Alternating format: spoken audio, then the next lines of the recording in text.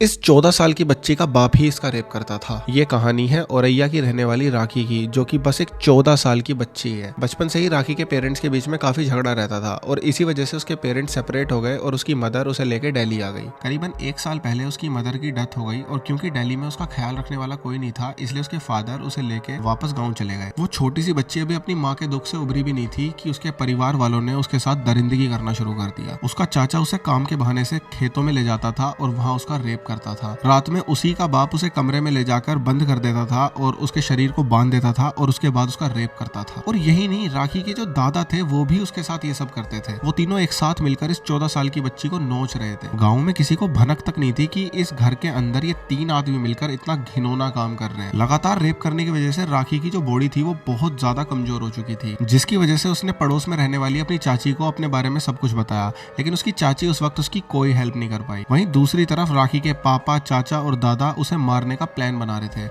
इस सब से डर के राखी दोबारा अपनी चाची के पास गई और उन्हें दोबारा से सारी चीज बताई। ये सब सुनने के बाद उसकी चाची ने पुलिस कंप्लेन की और राखी के मेडिकल के बाद पता चला कि राखी 2 महीने से प्रेग्नेंट थी।